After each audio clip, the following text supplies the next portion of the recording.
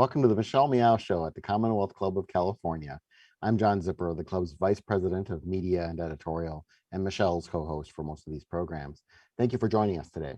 And if you are joining us for the first time, the Commonwealth Club is a 118-year-old nonpartisan nonprofit organization dedicated to the civil discussion of important issues of the day. Any opinions expressed are those of the speakers.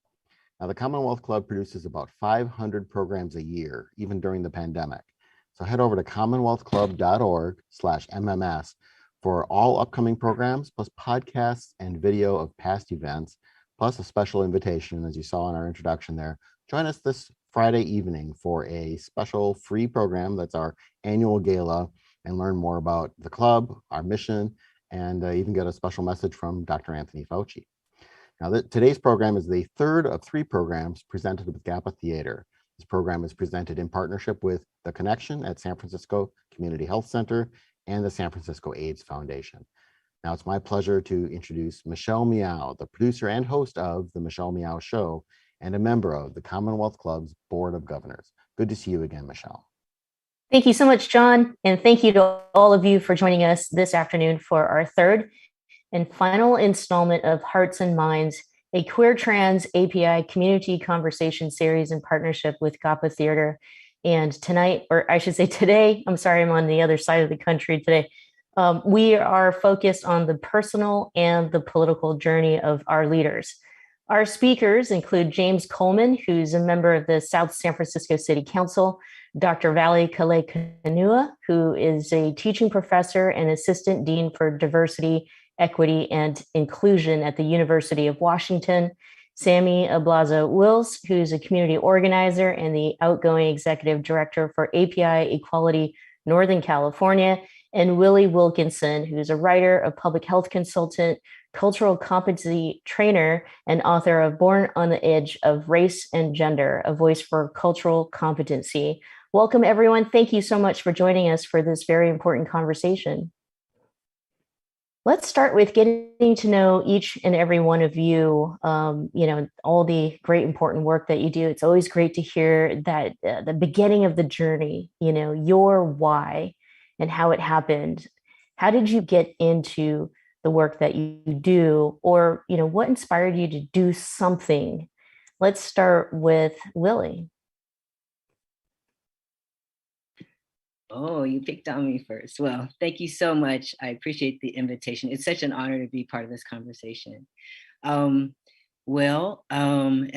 one of the older persons on the panel, for me, it started a long time ago, in the early 80s, as a student in UC Santa Cruz. I really wanted to find people who might share my experiences, who might understand some of the challenges I was experiencing culturally, the pressures I was experiencing to be a good Chinese girl. I'm a trans man, and I was assigned female at birth, and I had a lot of pressures on me. And so I was searching for that at UC Santa Cruz. When I came out as a lesbian, coming out as trans wasn't really an option for me, though I did change my name to Willie at age 9. It wasn't an option in the early 80s. There wasn't really a community. I found a lesbian community, but first I needed to come out as a woman because I didn't really identify that way, but I found great empowerment in coming out as a woman, understanding feminism, and putting a feminist lens on my experience and my mother's experience, and really wanting to find connection.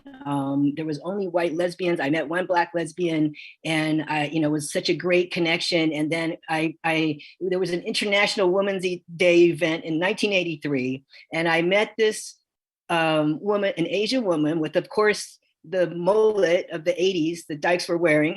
What was it? Business in the front, party in the back, right? So anyway, I was like, excuse me, are you an Asian dyke? And she was like, selling women's music. And I knew this one other Asian dyke. And I said, hey, and I introduced them and I said, now we are 3. And that was, the first group that I knew of that I was part of. And so it was really kind of exciting to just meet people who were Asian lesbians. And I started organizing Asian lesbians on the West Coast and the East Coast and around the country. And so that was kind of where it all started. But I ran, or I was co-editing Phoenix Rising, which was the Asian Pacific Islander newsletter of the Bay Area at the time, at 1987. And at that time, we were transforming it from what was a typewritten newsletter that was kind of more focused on gossip to a more politicized, computerized newsletter, which was really challenging navigating one of the first desktop publishing programs. And we finally got it out. It looked gorgeous. We were running around the March on Washington for lesbian and gay rights. Because remember, LGBT didn't really come a thing until like mid to late 90s, but it was for lesbian gay rights in 1987. And we ran around and gave this newsletter to every Asian woman we could find. We made connections with folks all over the country. And it was really powerful. And what was really exciting in terms of visibility was the next day, NPR said there was everybody there at the March on Washington, even Asian lesbians. What? You know, and I was like, oh my God, in 1987, that kind of visibility was so exciting. So that was kind of where it began for me. I really enjoyed, you know, meeting badass Asian dykes from all over the country. And in New York City, I connected with Asian lesbians of the East Coast who had just started organizing in 1984. And in Boston, I started Asian lesbians in New England. And I started organizing there, and I wrote a piece called Asian Lesbianism as a Political Identity in 1984 in Sojourner, which was the women's newspaper that was pretty popular at the time. And so that was a way to connect with folks as well. So that's kind of where it started for me. Can't wait to hear more of all of that work. Thank you. Sammy. Thanks so much, Michelle. And hi, everyone. Yeah, it's such a joy to be here with you all. It's so hard to think about where my journey started because it feels like I'm always discovering that parts of my childhood were political, even if I didn't conceptualize them in that way at the time. Some of my earliest memories are memories of being called really sensitive by the family and community around me. You know, I grew up in LA, I grew up in a pretty low income immigrant area. And just in walking down the street, you know, seeing my community members, seeing people struggling, I would cry. I would just like cry open on these streets. And my mom would always be like, you cannot do that. Like, you have to toughen up. You can't be so sensitive. And I think back to that now, you know, many years later, and realize that the reason why I was crying is because I knew, even before I could articulate it, that injustice was everywhere around me, and there was no logical reason that it had to exist. There was no concrete thing that said some people should suffer while others hoard and take for their own. And so growing up in a low-income community, first in Los Angeles and then in Vegas, I really felt the impacts of coming from an immigrant family, growing up very hustling class, and having very little outlet to express myself, explore my gender, and explore my sexuality. And a defining moment, I think, came in high school, fighting budget cuts with fellow students when they threatened to cut a lot of the basic programs that they had for students who, for many of us, didn't have anything else to do because of the situation and the circumstance that we were in. And I was really, really fortunate, I think, at that time to connect with other students who wanted to change something. And even though we didn't call it organizing at that time, you know, we rallied, we went to the governor's house, we tried to get media attention to say, this place has to invest in our future, has to invest in our education. And eventually the budget cuts didn't look quite as they planned. You know, we kind of won in some ways. And that was the first moment I think I really understood that people power was possible. And that launched me into a whole community of people who challenged me to not just think about experiences like the one that I had in high school, but that had me reflect on what it meant to grow up in the conditions that I did. So rather than understanding my mom's migration from the Philippines as purely a factual incident, they asked me questions like, well, why did your mom migrate in the first place? And I would answer, oh, you know, to have a better life. And they would ask, why did she have to leave her homeland in order to have a better life? And those types of questions really started to get me thinking about colonization and imperialism and capitalism, and eventually led me into radical community of other trans and queer Asian and Pacific Islander people who wanted to organize around our own lives and also organize in solidarity with many other communities. And I feel so, so fortunate that as a young person, I was able to come into APINC and be challenged with those questions, and also challenged to understand that all of the work that I do now is part of a much longer legacy and lineage of people who have done this work before me, many of whom are, you know, on this call here today. And so I'm excited to talk more and explore all of this with you all. Thank you so much, Sammy. How about Dr. Kanua? Aloha, everyone. Thank you so much for inviting me to be part of this conversation. It's always, you know, great to be with community and to talk story about this, that, and whatever.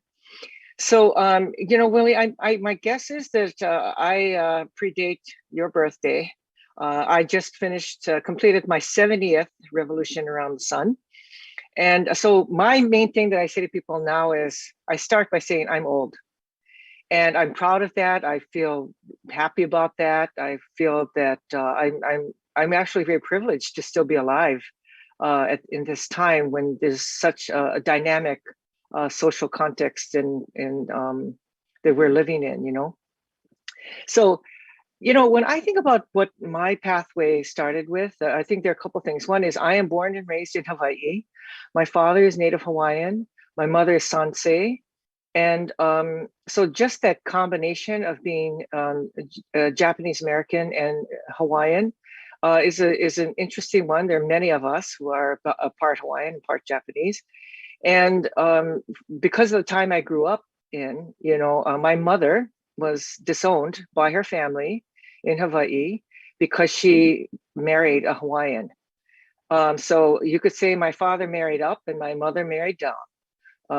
And so we grew up in that context, in that generation, while Japanese Americans did marry Native Hawaiians, there was a price to pay, especially on the Japanese American side, from these immigrant families who came to Hawaii to, Sammy said, to have a better life, but they came as plantation workers. So the promise of what that life was going to be was always going to be constrained. And the idea was always that you would go back home. You were never planning to get on a boat and travel many thousands of miles and days across the ocean to stay forever in a tropical place that you'd never been to. The idea was always to go home. And as we know, most immigrants don't. So I grew up in a time when there was a lot of discrimination against both my mother for marrying my father, and because of colonization, a lot of discrimination that still exists in more subtle ways against Native Hawaiian as indigenous peoples of that land. So one of the things I think I got from my mother actually was two things. My mother was a nurse. So I was that family member that took care of all the birds that fell out of the nest, put Band-Aids on my brother's knees and their friends when they fell off their bikes. And so I had this role, and this was kind of a part of me, which was to always look for people. I think, with Sammy too, that when people were hurt or harmed, that I felt like I had to do something. And my mother was one of those people who always would, this was very not Japanese American of her, but she always confronted people who discriminated against us as children of a Hawaiian father, and would always say to us, don't let people discriminate against you. You guys shouldn't be in that pool because you're not white, or calling us names, you're dirty Hawaiian. And so my mother always literally, she would drive over to somebody's house and say, did you say these things to my children? I was like, Mom, please don't do that, okay? And she would always confront people who treated us with discrimination and prejudice. So I think I grew up with both that you watch for things that are not right, you care for others who have less or who are hurting or harmed, whether it's a little bird or the land or your relatives. And I just kind of just grew up kind of like that. And so in my younger years, I always like would jump onto different kinds of causes. When I was like in elementary school, I campaigned for political candidates running for office, and I just was always involved in I would say advocacy kinds of causes. And then when I went to college, I came out as a lesbian, and so that combination of growing up under a colonized state, and really dealing with racism, and then realizing that I always said to people that I thought I would never be in a relationship because I thought I didn't even know what love meant, because if you didn't love a man, then you were never going to love anybody. And when I realized the first person I ever fell in love with was my first girlfriend, it was like I felt alive for the first time in my life. And then I realized how constrained I had been all those years growing up, because I felt there was something really wrong and wrong with me. I didn't even think I was sick. I just thought something was wrong because I didn't know what love really meant. And so that was a second liberation, I think, period of my life. Still very, very involved in social justice causes, campaigned for Shirley Chisholm for president. I did a lot of marches, was arrested in anti-war and anti-nuke protests. And then came into AIDS work. And I think that's when this kind of confluence of various identities became clear to me, that this was almost like coming home in terms of AIDS work. And I was living in New York at the beginning of the AIDS, I would say, crisis at that time. And it was the first time that I worked with so many gay men, so many trans men and women, and all of us, in the fight for all of our lives. And it was a dynamic, a sad, hard time, but it was so filled with passion and love for each other and for our communities. And so that kind of led me into social justice work much broadly. But the last thing I'll say is that I've been involved in anti-gender violence work for 50 years now. Built some of the first shelter in the United States, Better Women's Shelter, I was part of building in St. Paul, Minnesota. And so I was at the beginning of the anti-violence movement in the United States. And so things have come a long, long way. And my work now is to turn around some of the unintended consequences of our movement work, which is the buildup of the carceral prison industrial complex. It really started with many of us, starting with, I think, maybe naive intentions about what the state could do for us, and realizing that the state would always work against us, primarily as people of color, as BIPOC people, queer people. And so my work now is on anti-carceral alternatives to justice. So lots to tell. Thanks. Wow. So incredible hearing you three. And now we get to hear from James. James, your why. How did you get into the work that you were doing? Hi, thank you so much for having me today. It's very nice to meet the others on the panel. It's very exciting to hear your stories.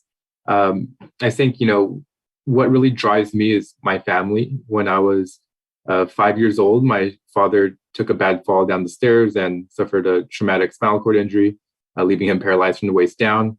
And my mother had to take on 2 jobs in order to make ends meet.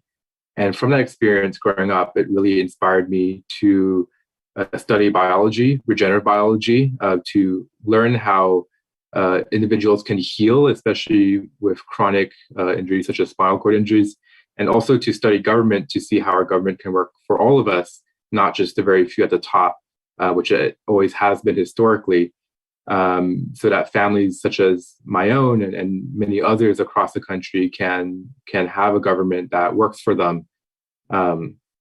And so, that's what I did. I majored in regenerative biology and I minored in government.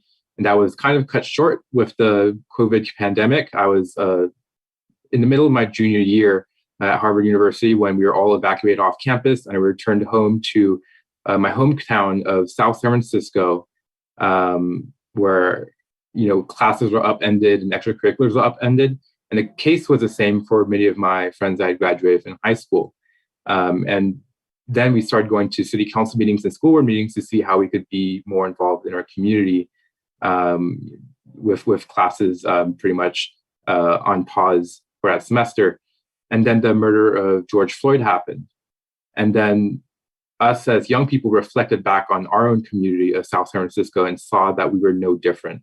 In 2012, a young 15-year-old Black child named Derek Gaines was brutally killed by a South San Francisco Police Department officer, and there had largely been no accountability and no justice towards that case. And this was really personal to many of us because Derek Gaines was only 3 years older than I was when he was killed. And many of my friends either knew him personally, they had taken classes with him, they had older siblings that knew him personally.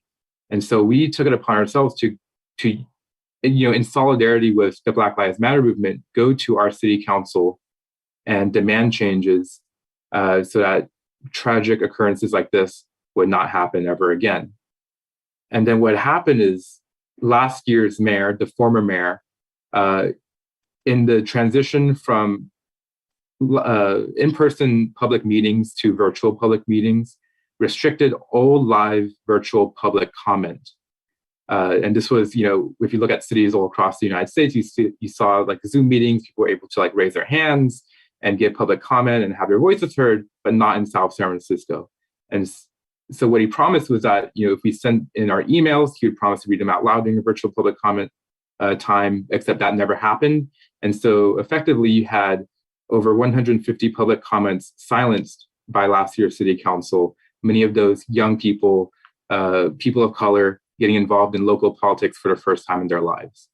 And when I saw that injustice, I thought that, if our elected leaders were not going to listen to us, then it's time for us to hold them accountable. And I decided to run for office for city council in my hometown.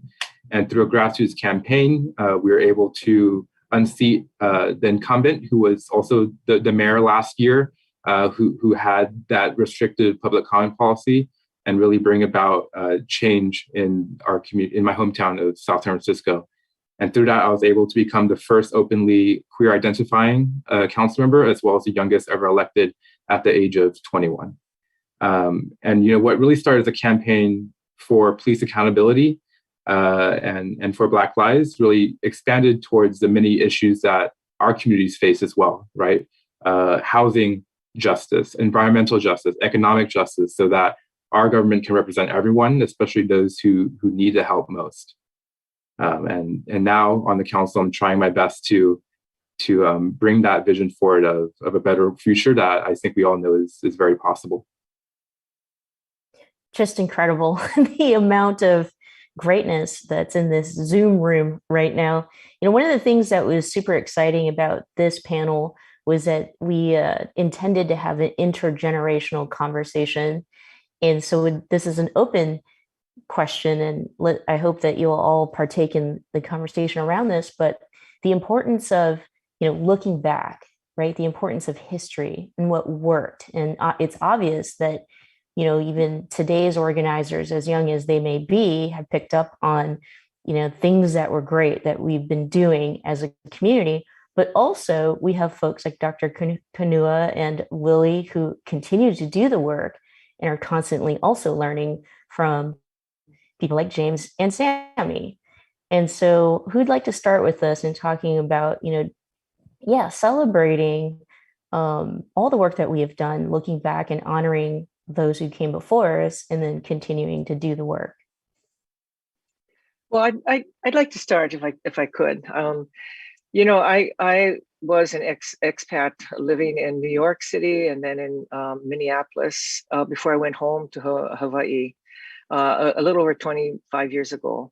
So I had been away from my home for about half of my life, and then I went home and I was there for the second half of my life.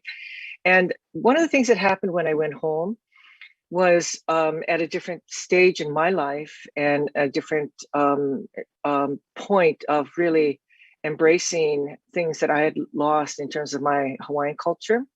there are a couple of things I think that now guide me in a different way, and I think it has to do with where I am in my own age and station. But there's two things I think that are really important. One, and this is really in terms of Hawaiian culture, that now the way I live my life is I always think in 3 dimensions simultaneously: the past, the present, and the future. And so everything I do is to honor all of my ancestors, known and unknown to me, who came before me. It's to honor all of my friends and comrades, including all of you who are here together working for justice every single day. And really what's most important, though, is that we leave the world a better place for all the generations to come. And so, it kind of helps me at least to remember that I'm not so important except for what I'm doing for all the future generations that are to come after me. And so I feel like my purpose now is really not about me. It's about the place that I'm in, which is to leave the world in a safer, cleaner, more just place than I grew up in, than we're living in now. It'll be a world that I will not know, but I know that my descendants will know. And that's how I live my life, is thinking about that. And then the second thing is to always remember that everything that we do as we look to the future is based on everything that we've learned before us, right? And so actually, the Hawaiian word for the future is the same word as for the past. And in terms of navigation in Hawaiian culture, navigation, you always have to look back to see how you're going forward. And so this is, I think, a perfect question, Michelle, which is all that we do is based on what we have seen in the past. So we always look back so that we know how to move forward. And I'm so thrilled. I almost kind of want to cry, James, about your journey, which is, I just feel so happy that you were so brave to take on this leadership role, because I feel much happier thinking about what's going to be ahead than where I am. And so I'm really happy to meet you, James.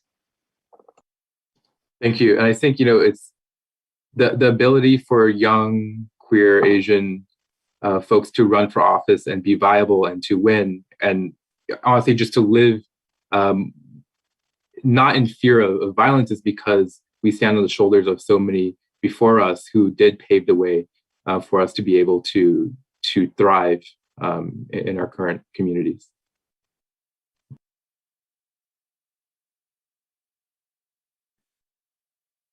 Lily, Sammy, anything to add? Well, I mean, I really look to the young people who are leading the way, so very much so, Sammy, James. I mean, you all are really making it happen now. And I think, when I look back at the past, I think, one of the things that came to mind as I was thinking about the past in terms of moments in history, in San Francisco, we got discrimination protections in 1995, the city and county of San Francisco. So we were, only a handful of jurisdictions in the US had prior to that. And that came from years of activism and work. And then in 1996, we launched the first large scale study of the transgender community anywhere in the world. And this was, really the first time there was a participatory action research project on the community. As usually researchers would come in and they would do their agenda, and they didn't think that, transgender people had the capacity to define our experience or to participate in any way in research. We were very much infantilized. And so this was a moment in which the San Francisco Department of Public Health and the transgender community partnered to really do everything from conceptualize, design a study, and implement, do the data collection, analysis, and dissemination of the results. And the outcome was very, very positive. And people went from, working the streets to going into health education jobs after in that process. And we got good data, we got funding, we got more training for providers, and we were able to change the the public health landscape in terms of the ways in which transgender people were characterized in data collection and even developing behavioral risk assessments specific to trans people. And that process was just an amazing process that brought together all kinds of folks from the community to really identify what our issues were, identify who trans people were, and identify and design this research project, which had over 500 participants, the largest scale quantitative research study of trans folks anywhere in the world, as well as 100 participants in a qualitative research project as well that was prior formative research. There was interviews, focus groups, ethnographic mapping, and so forth. And so that experience was so powerful and so transformative. And then years later, Sammy, you all did the same, you did work around creating a participatory action research project, specifically in the API trans community. And of course, it was a given that, folks in the community would design it, that it would be completely trans-centered. But when we did it in 1996, 97, it was really like a huge thing that the San Francisco Department of Public Health really understood that, because there were community advisory boards and other research projects, but they weren't participatory action research projects. Usually, like when I was at public health school in the 90s, the literature on community organizing was always like, you're this privileged person who's going to identify an indigenous community member and hire them to do your agenda, right? And so really this was a moment in history where we really changed what that landscape looked like in San Francisco. And I think it had a great outcome throughout the landscape of San Francisco, because we got discrimination protections, and then we really started advocating for public health. At that time, trans people were in research projects listed as gay men, and trans feminine folks were listed as gay men or as cis females, which often would skew the risk picture for cis women. And trans masculine folks were not recognized or documented in any way. So it was pretty transformative in that this study also was the first time that trans masculine folks were included in any research project. So that was, and certainly on a large scale level. I don't know about any research, but it was one of very, it was groundbreaking in that way. So that was really a powerful moment. And it's just kind of so amazing, when you think about of course, years later, in more recent years, when you did that work, Sammy, it was a given that we would do this as, that people indigenous to the community would do that work. I documented this. So I did want to share this book called Transgender Rights, which came out in 2006. And was a Lammy finalist. And the piece that I wrote is called Public Health Gains of the Transgender Community in San Francisco, Grassroots Organizing and Community-Based Research. So you can learn about that here, because it also contextualizes what was going on in San Francisco at that time.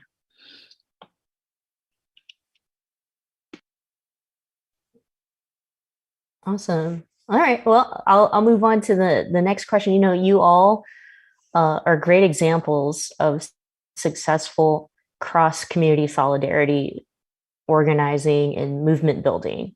And I think, a lot of times when we talk about these our issues in a singular way, lots of people don't really tend to define it as AAPI or LGBTQIA+, when the reality is that it affects a whole lot of us, right? So for example, racial inequality, Dr. Kunua talking about, the carceral system and how that affects all of our communities.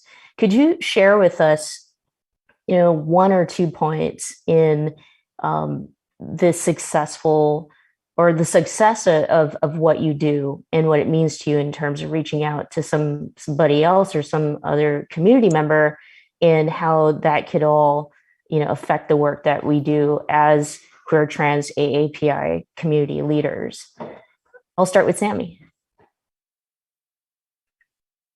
Yeah, thank you for asking. This is such a complex question. And a few things come to mind. Honestly, the first one relating back to what you just asked, Michelle, I think we have to look at our history, because there are plenty of moments throughout time in which people have had to come together. They have had to unite in order to fight strategically. I even think about the creation of the term Asian American. It was a unifying purpose. Yuji Ichioka and Emma G, came together with other student activists of the 60s and the 70s to say, we refuse to be called Orientals anymore.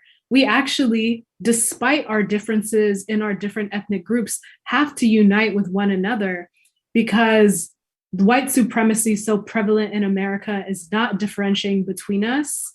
So we have to fight through this greater unity. And I think that there are plenty of moments throughout history, whether it's that, whether it's looking at freedom fighters like Grace Lee Boggs or Yuri Kochiyama, that have united with Black communities, with incarcerated people, with folks from different countries, with people who are in a whole array of backgrounds and situations, to understand that when we are vocal together, we have more capacity to change. And what I always want to work towards in my work is a level of solidarity that is not just transactional, but it is relational and interdependent. And what I mean by that is I have to understand that when I'm advocating for something, even if it serves me and it serves my community, I have to also analyze it in a way that ensures it is not putting other people at risk. And I think this moment is a really, really good example of that, with the rise in attention given to something like anti-Asian violence, for example. There are a lot of community members who are pushing for things like carceral solutions, so quote unquote solutions that rely on policing, which are only putting our Black and Brown siblings and our very own API community members at deeper risk of incarceration and violence and deportation. And so I want a level of solidarity that doesn't just advance one group over any one other, but that acknowledges the different levels of privilege, power, and oppression that each of us holds, and that works to create something that lifts all of us up based on the relationships we have, the understanding of history, and the vision needed to create a future that has real, sustainable, democratically governed for the people solutions. I love that. Dr. Kanua, I feel like you'd be the next best person to follow up, especially, when we talk about some of these more complex issues. And, Sammy brought it up. It gets complex in our community when we talk about carceral solutions. Well, I think, it is, I don't even know how to begin answering that. That was good, Sammy. I'm going to just follow you, what you said. But, I think for me, my first thought about that is, because I do a lot of work across different kinds of social issues.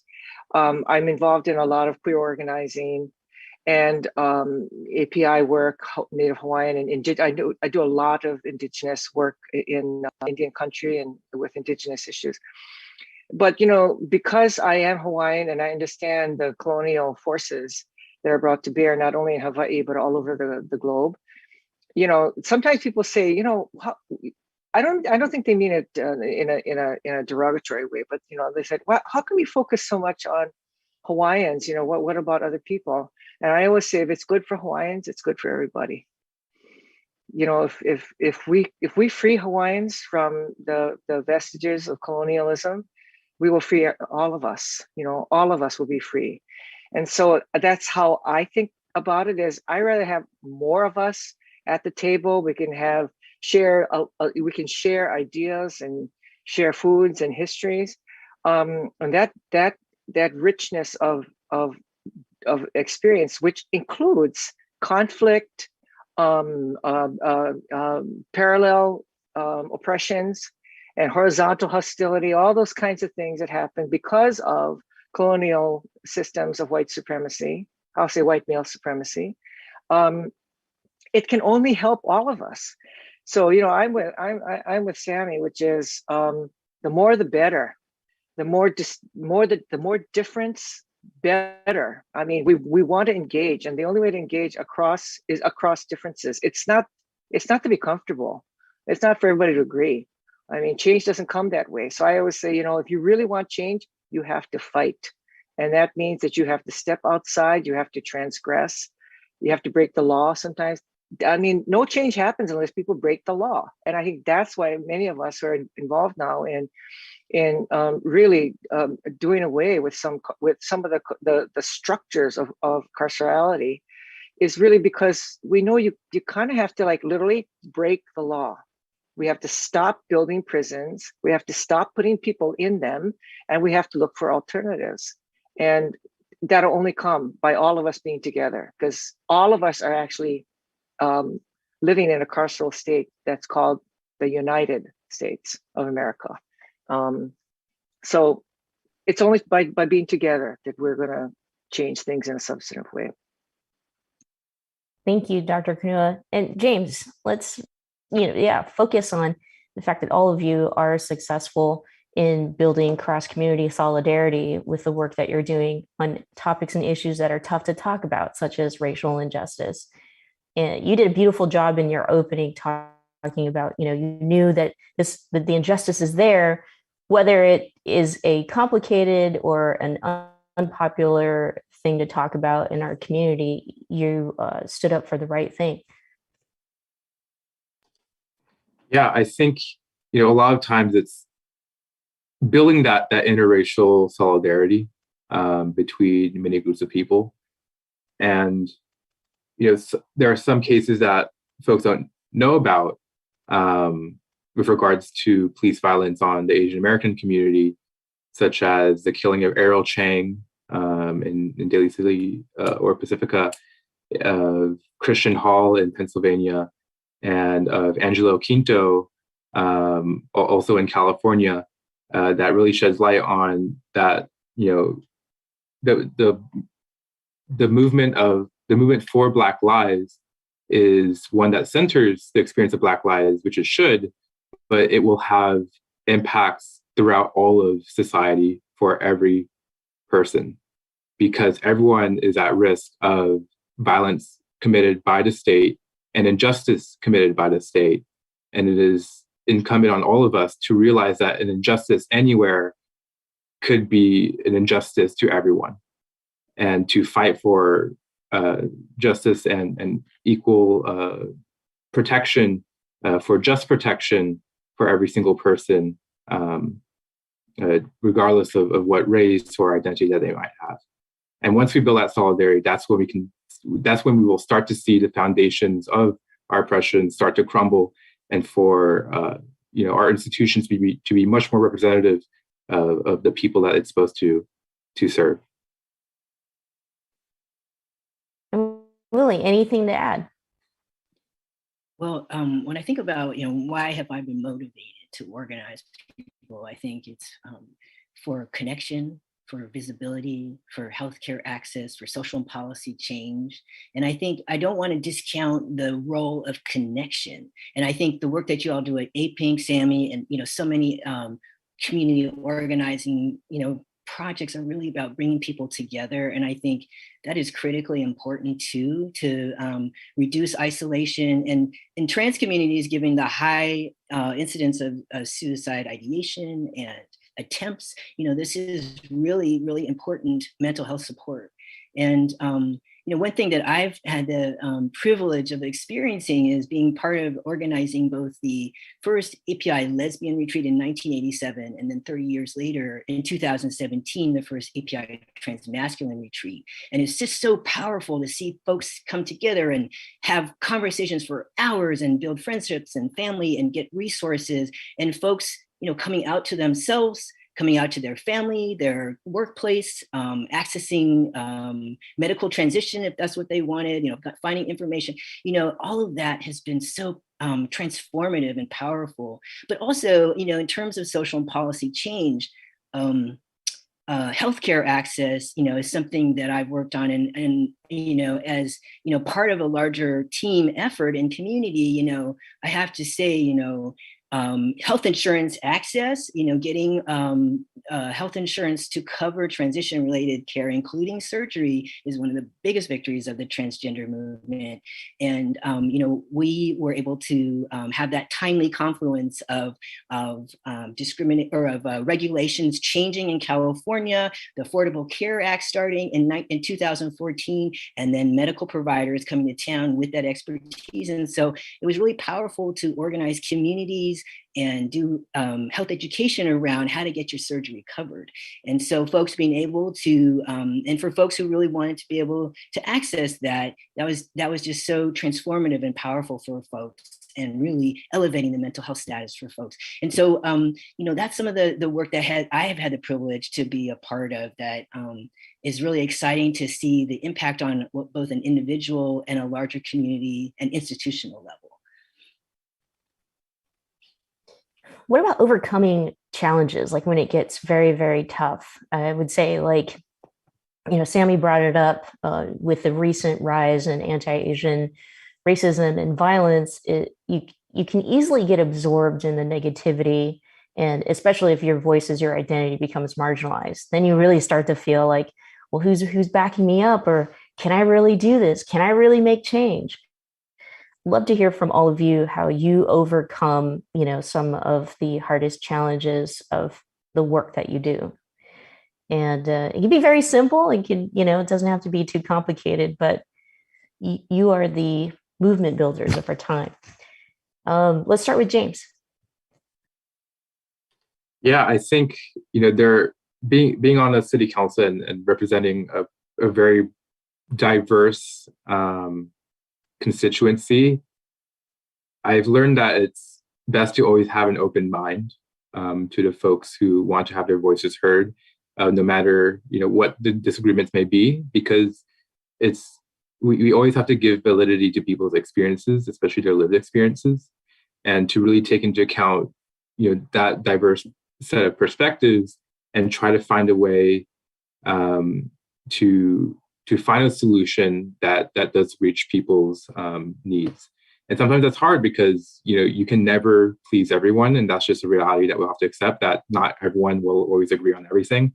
But if we really go through the process of trying to find the truth, trying to find the right solutions that serve as many people as possible, and do it in a transparent way that involves as many people as possible, then I think we can reach a more equitable public policy and more equitable society than the one we exist in now. Because, if you look at all the inequities and all the disparities that exist in our communities, it's because certain communities have been unheard for so long. And it's just, it's so important for us to go into those communities and try to get their input wherever we can get it. Dr. Kanuo? Well, I would say that for me, I think it's a little bit of my personality. I just think like I'm one of those people, I just, the glass is always probably not even half full, probably 3/4 full. And so I think in the hard moments and in the despairing moments, I think it's a sense of spirituality. It's a sense of belonging. I feel like I've been called to this work. I don't think I volunteered. I didn't sign up for it. I was called to it. And I think many of us who do social change work, I don't think it's, I don't think it's because we've been looking for this kind of a job. I think we're called to it. And so I think that's one thing that I'll say about it. And I think the other part, like a lot of people say, Clay, 50 years of dealing with rapists and batterers and people who killed their partners and their children. Like, how can you do that every year? All these years, And, what I say is that that I understand why that is happening. I really do. And so part of what I think has happened for me after this long period of doing gender violence work, the most heinous kind of violence that I've heard, hundreds of stories from survivors and from those who have hurt them. What I know is that we live in a very difficult world with a lot of misinformation and ahistorical knowledge, and even those who create who are very harmful and violent to others. I actually go towards those. I go towards the opposite. I go towards those places where people are thinking and behaving differently than me, because to me, that's the only way for me to understand what is going on. Why would somebody support these kinds of policies? Why would somebody choke and their partners and push them out of the car in the middle of a freeway? I want to know why, what happened to that person or those people or those communities. So my hope actually comes from going towards those things that I think are really hard and challenging, because I want to know and I want to be connected to those people to understand what's going on. So I think the commonality I hear with all of us is this sense of relational and being in relationship and being in connection and really trying to be, I would say, compassionate and understanding how is it that these kinds of things can happen? How is it? And I would say I have a lot of the answers now, and I feel hopeful because I feel like I always get answers. And I think that's why I keep doing it, because I see change. I've seen, I'm old enough now to actually say I've seen change, and I know it's only going to continue. Sammy. I often come back to a mantra, I guess, that I learned from an organization called Movement Generation.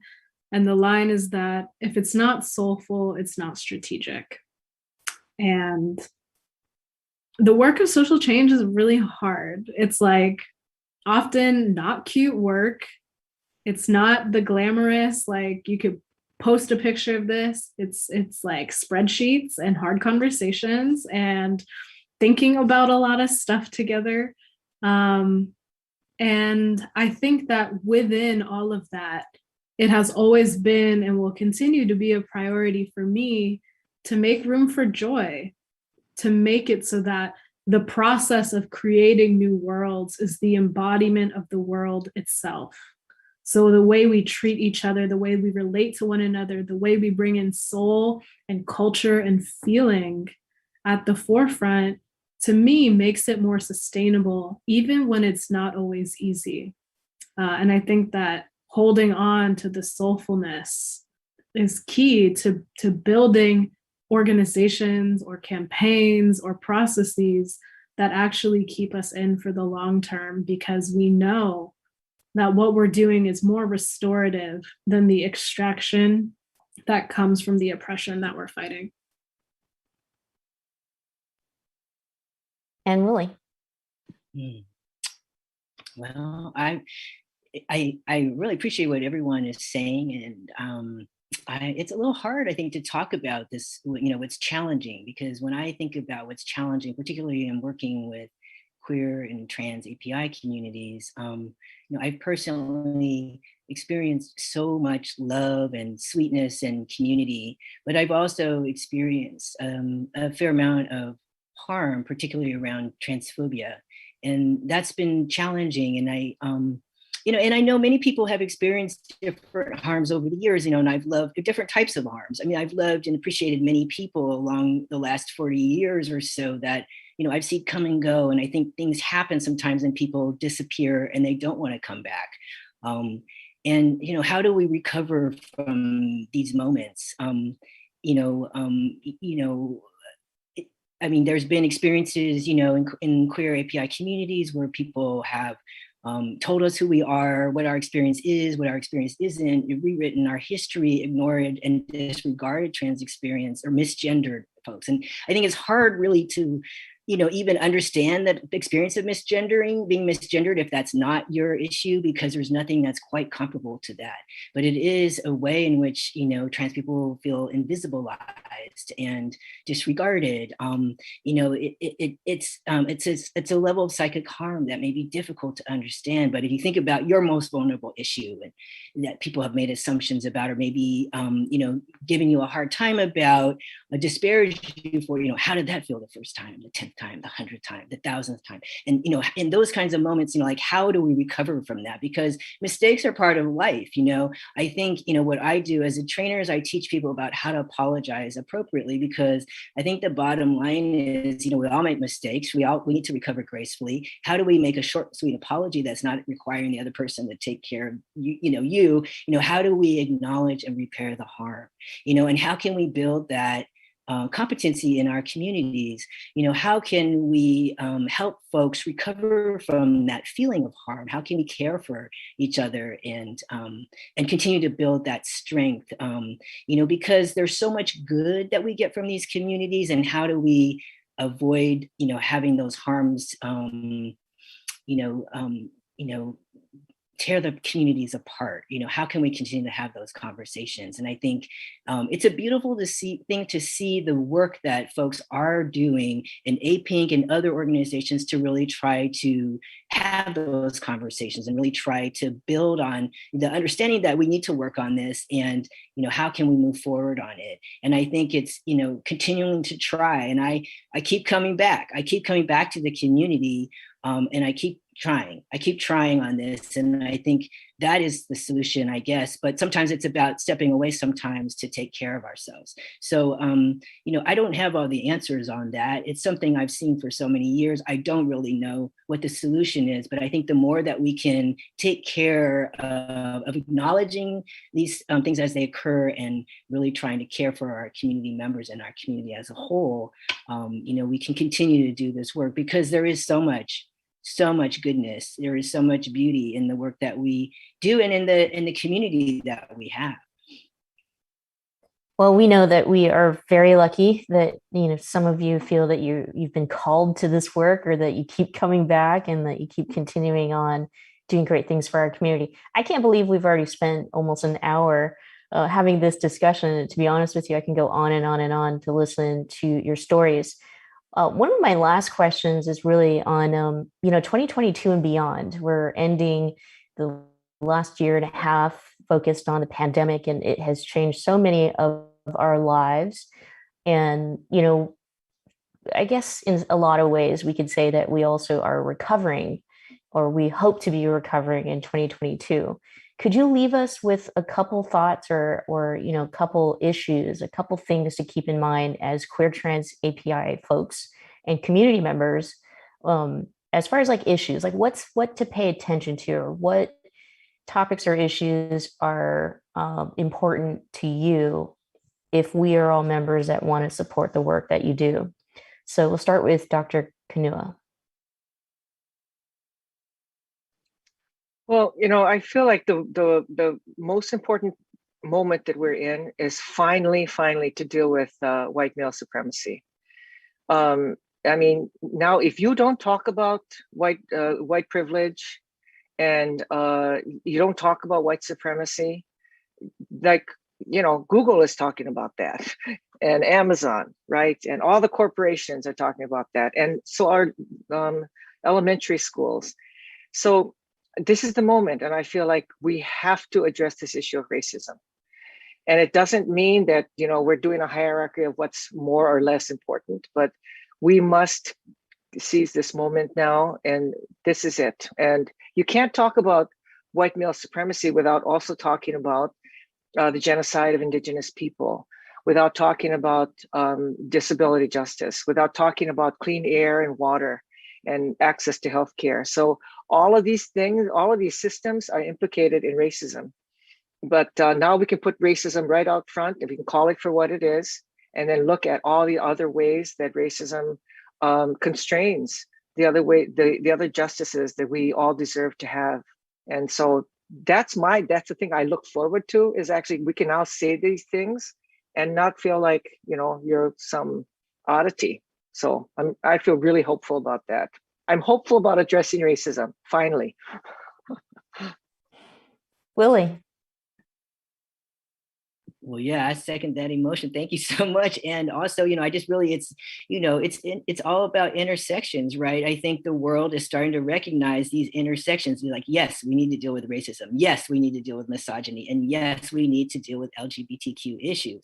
We need to deal with trans issues. We need to deal with, how we can create affirming settings throughout society, in our educational settings, in community health settings, in business settings, right? And everywhere throughout society, how can we really create affirming settings? So, absolutely, I second that emotion, and I know how I defer to others on the panel to continue that conversation. James. Yeah, I think, be bold, don't be shy, and really demand a change that you want to see in your community. Because, a lot of the folks that, and it's very representative in our leadership, that it fosters a type of old boys club, right? You have to be old, you have to be white, you have to be male and straight to have these positions of power, and they usually have the confidence to run for these positions. And I've noticed that there's this sort of timidness among, young queer people of color to run for office or to apply for these positions of power. But I mean, it really is incumbent upon our community to run for these positions, to demand the change we want to see. And if we don't see that change from our elected leadership that we are asking for, go ahead and run yourself, because I may be the first, or there might be others who are the first, but we always have one arm forward, climbing that mountain, and one arm back, pulling others with us. And there are many folks up and down the state of California, and I think in the broader context of the United States, who are really looking for new leadership and new faces that are representative of the communities, and not just those who have historically held power in those positions. Last but not least, but before you answer, Sammy, I do want to acknowledge that earlier in the beginning of the program, I had said that you were the outgoing executive director of APINC. Willie, at multiple times of the conversation, and brought up the importance of your leadership. And so I just wanted to take a quick moment to thank you so much for your leadership in leading, the next generation of people who are truly focused on making this a better place for all of us. And I just think that you embody, what Dr. Kanua had talked about in terms of movement building from way before, any of us had entered the picture, and you're moving that all forward. And so we wish you good energy for what's to come, and we can't wait to see what that looks like. And so, Sammy, do us the honors of leaving us with some thoughts for 2022 and beyond. Wow, Michelle, thank you so much. I came into APINC when I was 17 years old. And when I came into the organization, I was so fearful of being all of who I was, because I became so accustomed to people refusing to see me. And one of the greatest gifts that APINC has given me is that it has challenged me to be all of who I am at all times, no matter what, even if I'm not always ready for that. And it's challenged me to understand that without my connections to others, without my connection to my history, without my connection to values of abundance, the work that I'm doing will never be fully transformative. And so the thing that I want to leave people with, in addition to the ever pressing issues of community safety for our people, to the pressing issues of healing justice and mental health care, to the pressing issues of having our people feel empowered as trans leaders who have been told for years and years that we simply do not exist, I want people to spend the time interrogating their own values and how they can move closer to abundance and further from something like scarcity, because we have enough as people. We have enough brilliance, we have enough time, we have enough resources. And it is about time that we claim that for ourselves and reclaim all of what once was, because what has been forgotten can be returned to us. And it is the time right now to dig deep into that and allow ourselves, our souls, our ancestors, and our future generations to be emboldened in the power needed to move forward. It's so beautiful. Thank you. Thank you so much. And some great words for the ending of our program. That's what we're leaving you with. Thank you, all of you, for joining us for this great program. It's our final installment of Hearts and Minds. I want to thank GAPA Theater for putting this together and bringing us all together. And also thanks to the partners who made this happen, the Commonwealth Club of California, the Connection at the San Francisco Community Health Center, and the San Francisco AIDS Foundation. Thank you all again. And thank you to our speakers, James Coleman, Dr. Valley Kahe Kanua, Sammy Ablaza Wills, and Willie Wilkinson. Please follow them and their work, support them, support each other, support our community members. We'll see you next time. For the full updates on all programs at the Commonwealth Club, head to commonwealthclub.org.